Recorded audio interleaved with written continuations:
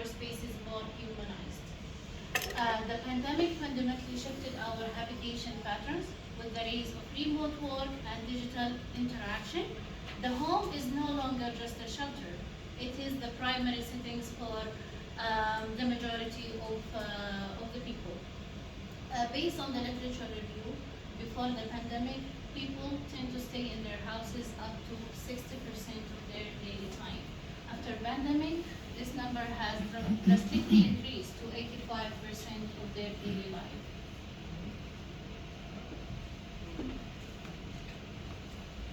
So, the home. Hello, Dr. Sumaya. How are you doing? Everything is okay? Is good. Well, lucky. This is our Vice Dean. Thank you so much. Everything is fine? Anyone need any help? Thank you. If you need something, just let me know. Thank you so much. So the home now is a multifunctional hub. Rapid technological advance have collapsed distinct space into one. The modern Saudi residents must now support these competing needs, raising the demand for environments that don't just house us, but actively enhance our well-being. So the house now is not just only for relaxation and for rest, it's also a place or a built environment for productivities, for work, for learning, for interacting, for doing a lot of things. Based on the literature review, a significant area of focus in the context is the role of indoor environmental quality. The indoor environmental quality, as we all know, consists of 5 main factors. Mainly the indoor air quality, which is related to the chemical and non-chemical factors, which really has a huge impact on the critical of the respiratory health for the human. Temperature is also has a huge impact in how people feel in comfort in their houses.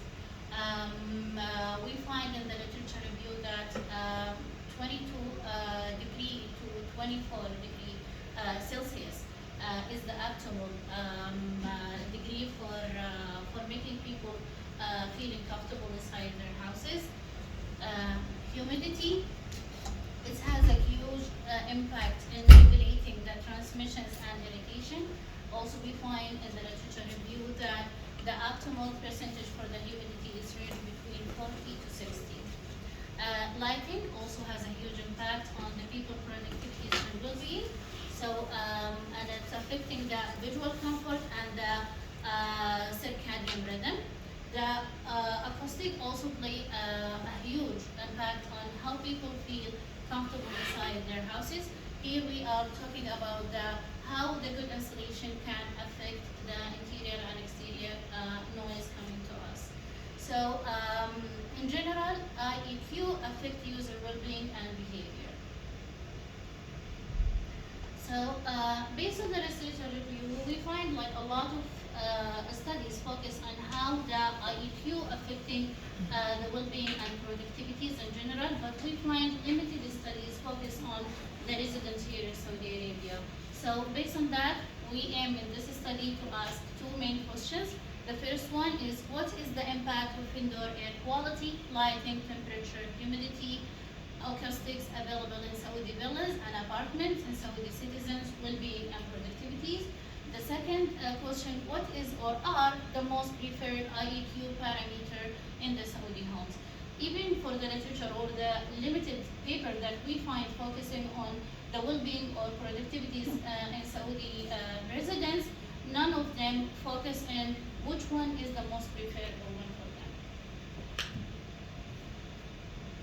them. In terms of the sample, I'm lucky to find like 270 Saudi citizens agreed to participate in this study, and their participation was volunteering. All of them were 18 years old and above, but it's good to mention that 90% of them were over 30 years old. And most of them, they were living in either villas and apartments, so this would be our focus. The minority of them were living in either like a floor or traditional houses, so we will focus only in the residents who were living in villas or apartments. In terms of the air quality, we find like 58% of the residents believe that the air quality or the good air quality will affect their well-being, while 63% of them find that the air quality is really affecting their productivities. So participants reported that air quality has more of an impact of their productivities compared to their well-being. In terms of temperature, participants also found that 73 of them, which is like 2/3 of the total number of participants, believe that the temperature really has an impact on their well-being, while 66% of them believe that the temperature is really affecting their productivities. So participants thought that temperature affected their well-being more than their productivities. In terms of humidity, 66% of the people and 61% of the participants believe that the humidity is affecting their well-being and productivities. So we find like a similar result in this factor.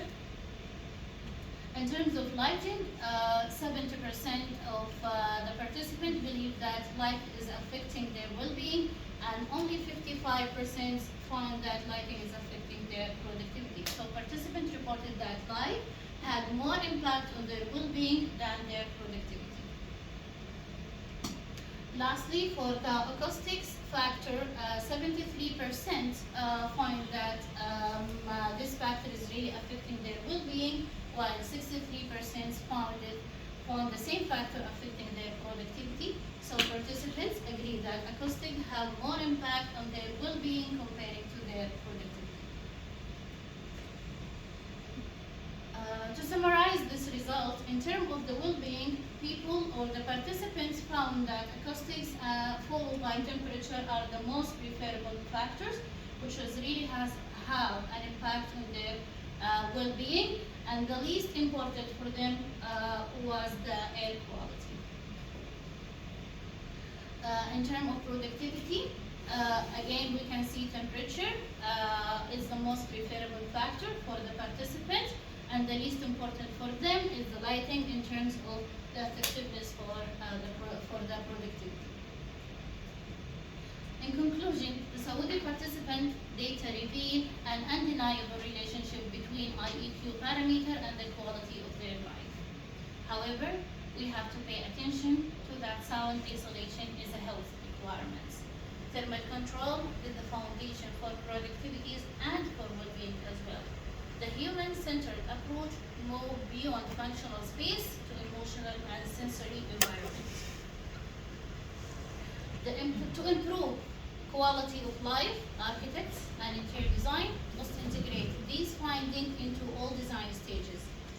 The goal is to create livable human-centered space that satisfies the deep psychological need for the thermal and acoustic sanctuary.